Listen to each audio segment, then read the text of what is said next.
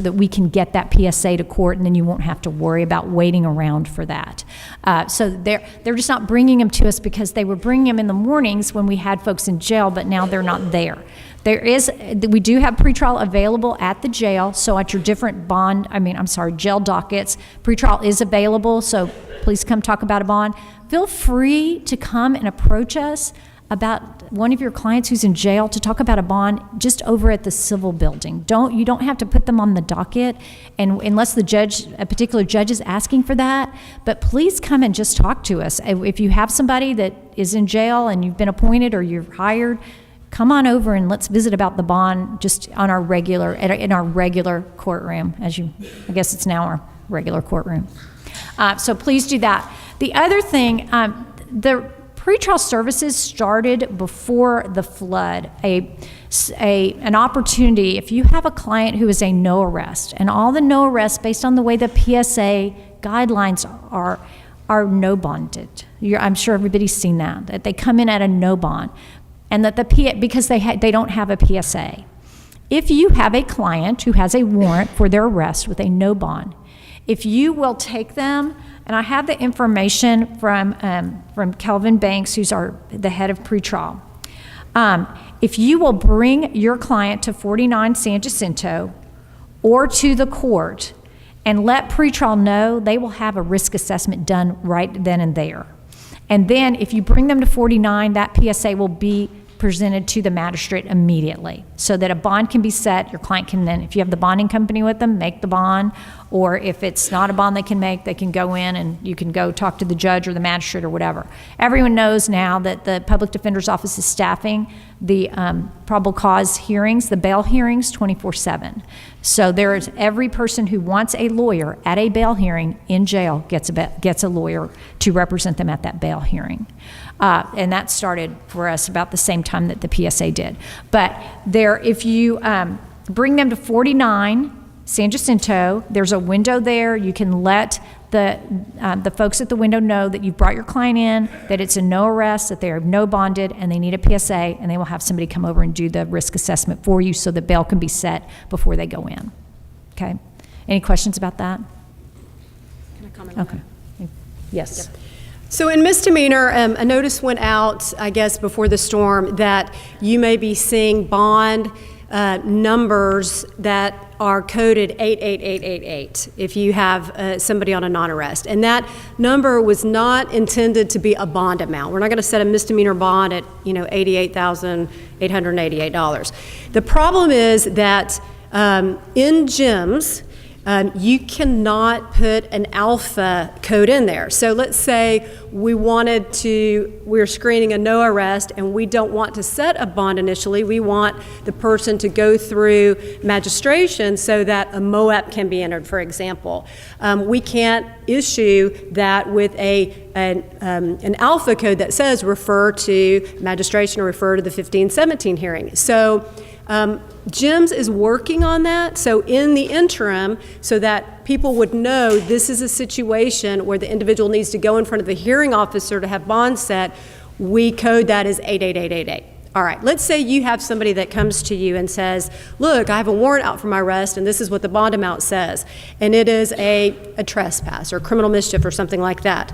You can, as Judge Brown was saying, either go to 49 San Jacinto and have them run the PSA right then, and they will, at that time, present it to a hearing officer who will set the bond or approve it for a personal bond, or you can go to court, just like you did walkthroughs before, and say, hey, Judge, I've got this person, I want to see if you'll set a bond. And what the judge will do is they'll call pretrial, we have a number, and say, hey, can I see the PSA? Pretrial will bring it over. It usually takes about 15 or 20 minutes, and the judge will look through it and set the bond right then. And then sometimes what happens is attorneys come in with somebody from a bonding company, and they say, okay, we're here ready to escort this person over to make the bond. And then when the judge reviews it, the judge says, look, I'll approve a personal bond. Well, then you're going to have to make a decision, or your client will have to make a decision about whether or not they want to go ahead and accept the personal bond, or they want to go ahead and pay the money to a surety to post that bond. So just know that that may be the situation, that after reviewing the PSA, the judge may say, I approve a personal bond, at which time what would happen is your client would go with pretrial services and they would do all the paperwork, or pretrial services would come to court and do all the paperwork.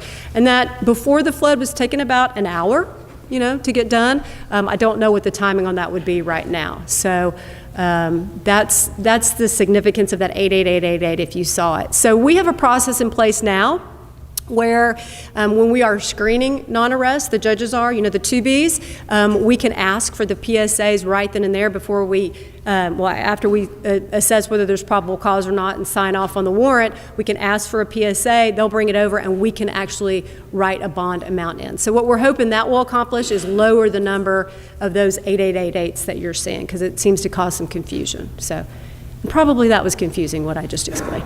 Any questions? Okay. Let me, Go ahead. Yeah. Yes. I just want to echo what Judge Brown said about the level of professionalism that we've seen in the bar. I can say that as the storm was approaching on the Thursday before, court administration got together, and for those of you that don't know, district court has an Office of Court Administration that handles their administrative matters, and misdemeanor has court administration, and we are very separate, but we work together and collaborate a lot. But so sometimes you'll see messages that come out from district court, from Clay Bowman, who's their court manager, or from Ed Wells, who is our court manager. So just know that if you see separate messages, that's why, because we do have a distinct division in our courts. So in leading up to the storm, we took a look at things and we said, look, historically notice has been late in getting out to participants when courts are going to be closed. So we assessed the situation and we tried to make a very early decision about court closures and get that message out. Unfortunately, there's not one particular place where we can disseminate notice that we're guaranteed that everybody who's involved in the court system is going to get it. So we try to get that message out to as many stakeholders as we can. So message always goes out to the president of HCCLA. It always goes out to, in our case, any lawyer who's approved to take misdemeanor appointments, and then we send it out to the bail companies. We post it on our attorney portal. So if you don't have that website, that's a good website to have. And district court and county courts post on that portal. So we do our best to get the message out to the PD's office, the district attorneys. We have Facebook. And the district courts have Facebook as well. So just know that we are making efforts. We're always open to ideas on how we can improve dissemination of information. But anyway, so messaging went out, and then the storm came over the weekend, as we all know, and we immediately started getting messages from lawyers that said, look, if you guys are going to have jail dockets, because everybody recognized the need to address matters of folks in jail, we volunteer to come in to help.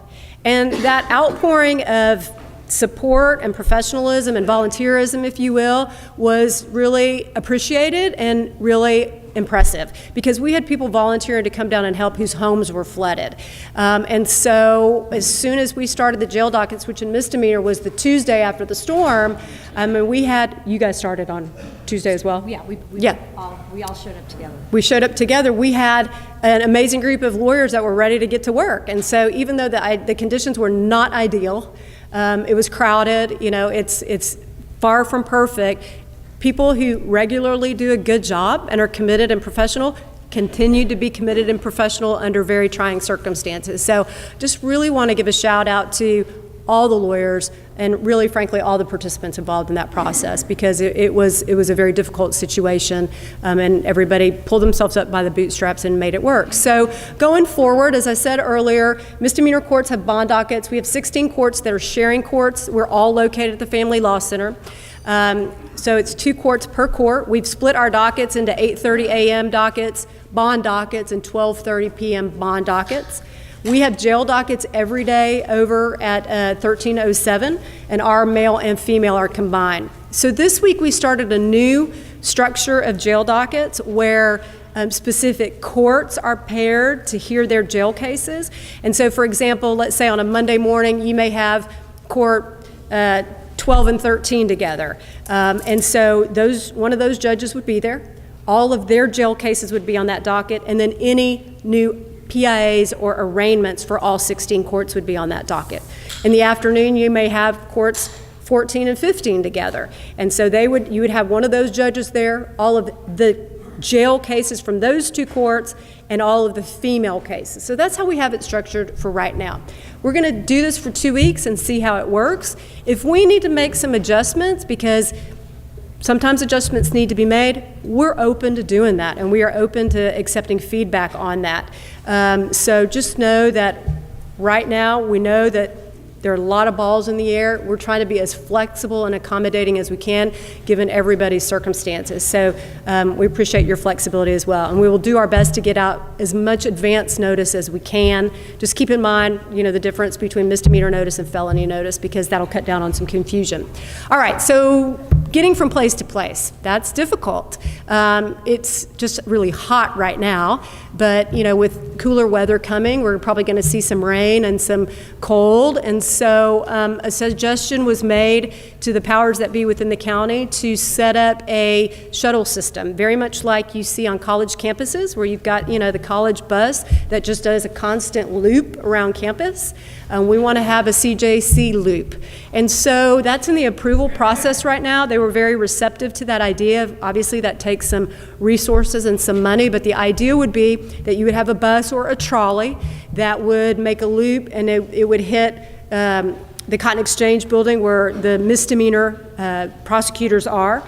It would come over to the civil courthouse, to 1301 Franklin, where the PD's office is, to the Family Law Center, and then to the jails. So if you are an individual, regardless of whether you're a prosecutor, county employee, defense attorney with a frequent visitor badge, if you've got one of those badges, when that bus stops, you show your badge and you can get on. So that is still in the approval process, so let's keep our fingers crossed that that's going to come to fruition, because I think it would help on some of the transportation issues, because you can just hang out for 10 minutes or so if you want to take a shuttle and hop on to get to your next place.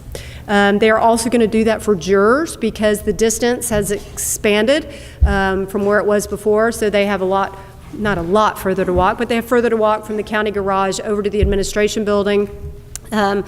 Those folks are being very mindful of folks that may come for jury duty that have some limitations or disabilities, so I think they're trying to set up some type of loop transportation for jurors as well. So any questions about that? Okay. Yes, ma'am.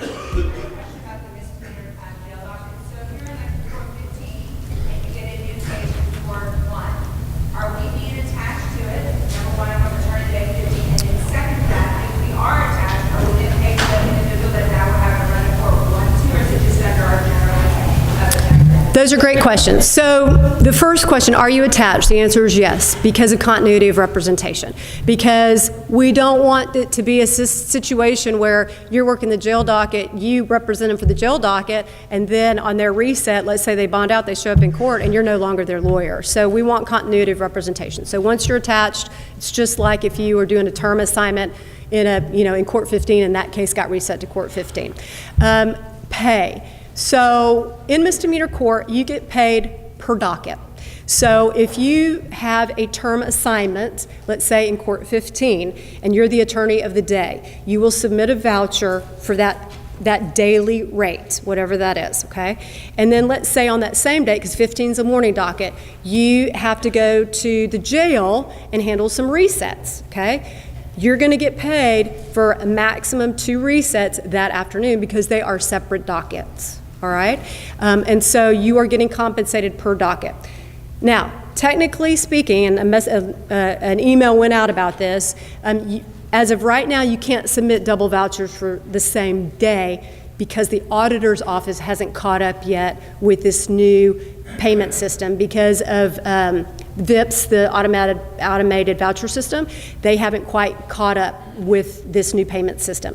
So as soon as they figure out their programming, and I just checked on the status of that day before yesterday, we will send out a notice that says, okay, now you can start submitting 2 vouchers for the same day. In the interim, if you just have a single day voucher, just like you would have submitted it before the storm, you can continue doing that. Okay?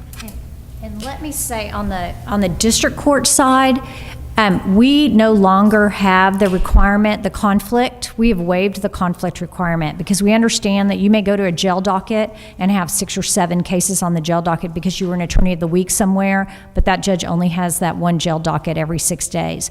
So I've signed an order that we no longer have the conflict situation. So if you have an attorney of the day assignment in the morning in my court and you have a jail docket in the 2/30th in the afternoon, you can get paid for all of those settings. So your term assignment in the 185th, and then your 6 cases that you handled over in the jail to the 2/30th. So while we are in this emergency order situation, which we have another month of at least, the conflict for us is waived.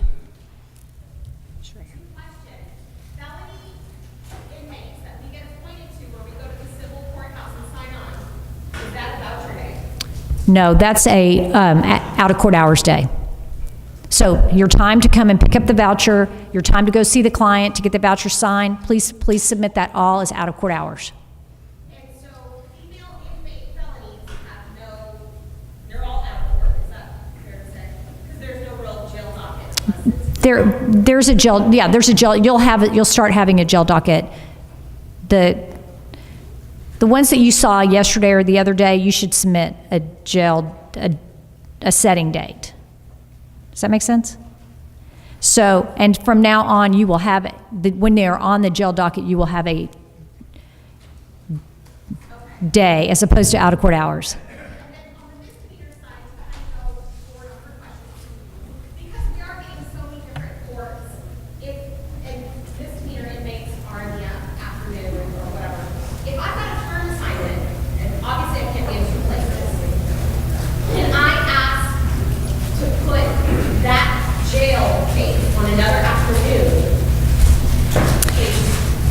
How do we do that? Well, you go to both places, honestly. The jail is the #1 priority. So let's say you have a jail case set on an afternoon docket and you're also a term assignment on a bond docket in the afternoon, then you get the jail as a priority. You go there first and then you go over to the bond docket. I would suggest you let the coordinator know that that's what's going on. We are mindful of that issue right now and really taking a look to see how we can appoint lawyers at those jail dockets to minimize that spreading thin of cases. We had a meeting about it just before I came over here. So